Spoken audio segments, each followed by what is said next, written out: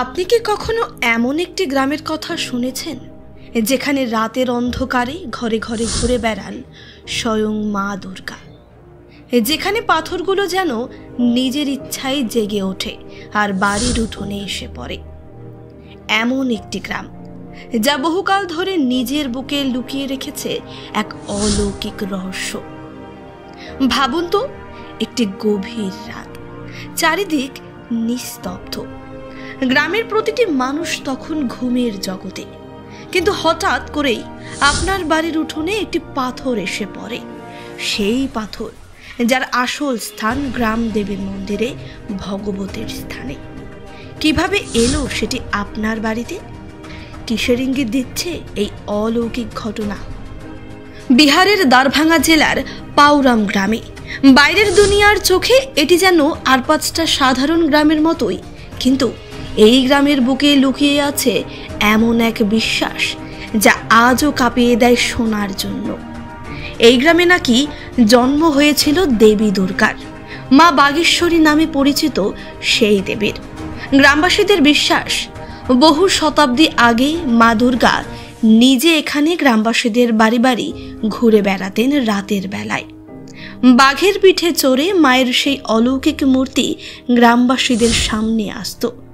কিছু মানুষ আজও দাবি করেন তারা নিজেদের চোখে দেখেছেন সেই দৃশ্য, দেবী দুর্গাকে এই গ্রামের পথে ঘুরে বেড়াতে।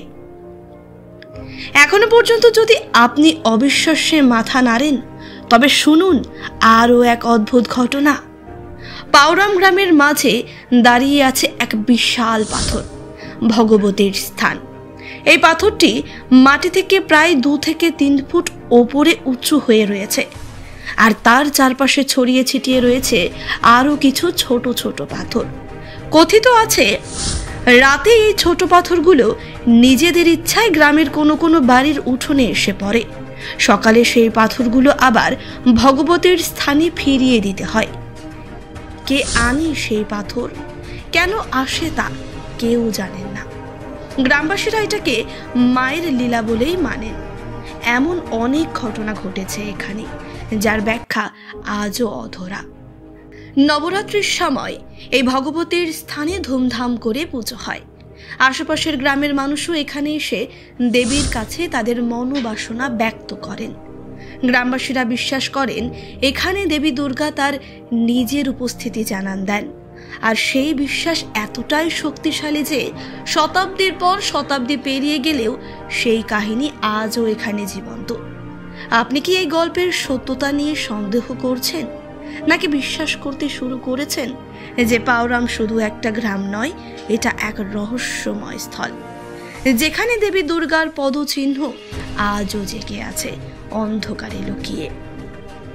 কিছু কাহিনী শুধু শোনার জন্য নয়, অনুভব করার জন্য।